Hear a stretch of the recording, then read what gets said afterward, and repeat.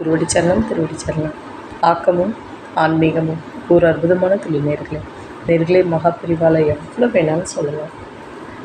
நடமாடும் தெய்வம், கேட்ட கேள்விக்கு பதில் கொடுக்கும் தெய்வம், திக்கற்றவர்களுக்கு தெய்வமே துணைங்கிறாப்புல தெய்வம்தான் எல்லோருக்கும் துணை கண்டிப்பாக. அப்படி இருக்கிறச்ச ஒரு நாள் ஒரு நேர் ஒரு பெரிய கேரளா நம்பூதிரியை பார்க்க போயிருக்காங்க.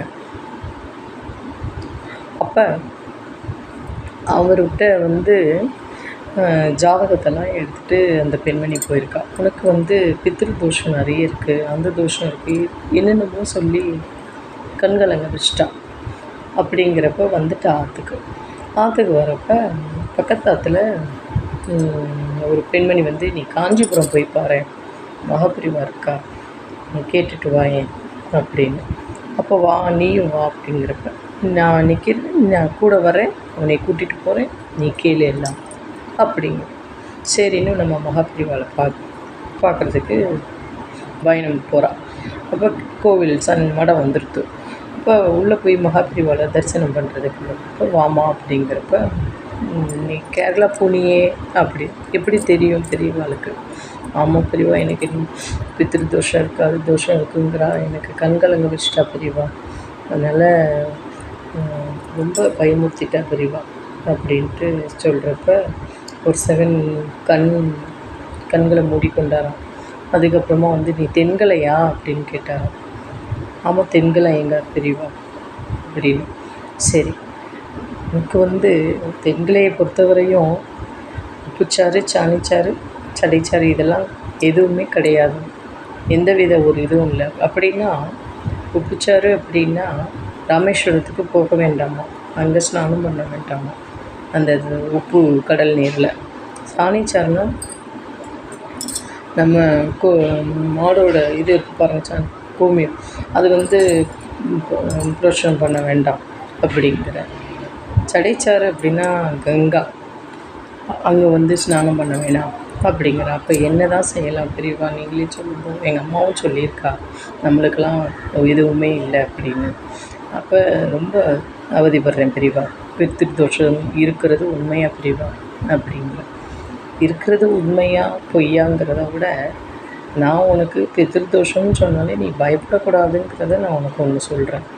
என்ன அப்படின்னா, அதிகாலையில் எழுந்திரிச்சு விளக்கேற்றி நீ இது பண்ணி காக்காக்கி சாதம் வச்சு ஒருத்தருக்கு அன்னதானம் கொடுத்தாலே பித்திரு தோஷம்லாம் பிடிக்கிறதுக்கு வாய்ப்பே கிடையாது. ஒன்று அவள் அவதிப்படுறான்னா அவள் முன்னோர்கள் அவள் என்ன பாவம் பண்ணியிருக்காளோ உன்னிட்டு நீ உன் பெற்றோர்களை நீ நினைக்கிற அப்படின்ட்டு பெரியவா சொல்கிறார். ஆத்துக்கார் எழுந்திரிச்சு ஏகாதசி அப்போ 12 திருமண் போட்டு சாலக்கிராமத்துக்கு அபிஷேகம் பண்ணி அந்த திருமஞ்சன தீர்த்தத்தை சாப்பிட சொல்லுவோம். அப்புறம் மறுநாள்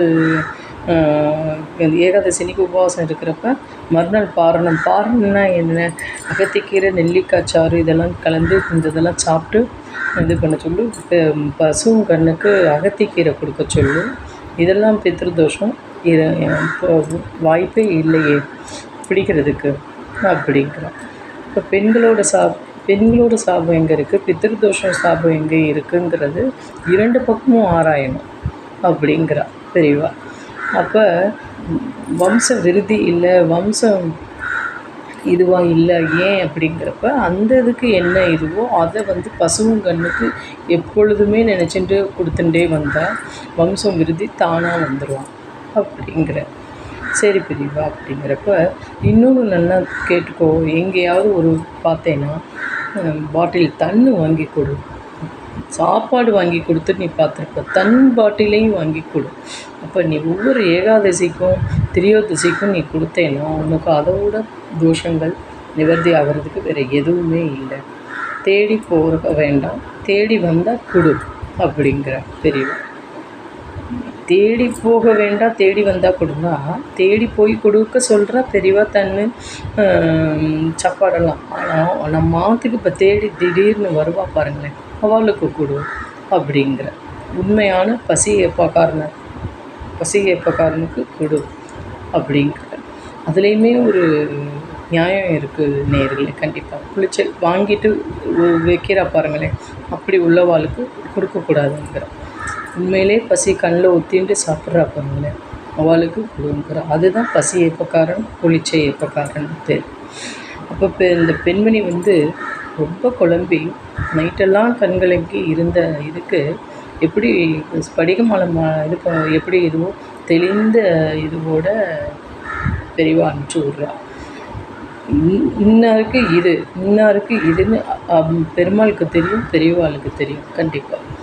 அப்போ நம்ம கர்ம வினை எதுவோ அதுக்கு ஏற்றால் போல் நம்ம அனுபவிக்கிறோம். ஆனால் அந்த கர்ம வினைக்கு ஏற்றால் போல் என்ன இது இருக்குது அப்படின்னா மருந்து அன்னதானம் தான்.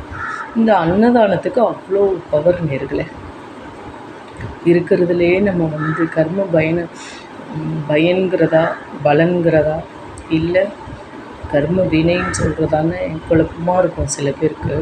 அந்த நம்ம வந்து அந்த இதை தீர்த்துக்கணும். நம்ம கர்மா நன்மைகள் எது எப்படி ஏற்றுக்கிறோமோ தீமைகளையும் எப்படி ஏற்றுண்டு நம்ம தீர்த்துக்கணுமோ அன்னதானம் செஞ்சால் தீர்த்துக்கலாம்.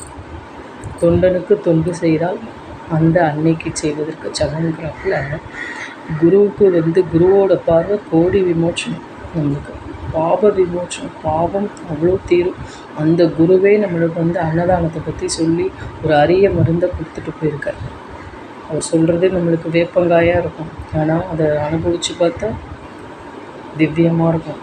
அதனால தான் ஒவ்வொரு இந்த இதை சொல்லி 1000 தொண்டு 1000 நாமங்கள் எவ்வளோ வேணாலும் சொல்லலாம். ஆனால் இந்த அன்னதானத்துக்கு ஈடே கிடையாது. மனதார ஆத்ம திருப்தியோடு நம்ம வந்து செஞ்சோன்னு வச்சுக்கோங்களேன். தொண்டுகளாக இருக்கட்டும், ஒரு இதுவாக இருக்கட்டும், ரிலாக்ஸ் பண்ணிட்டு செய்யுங்க.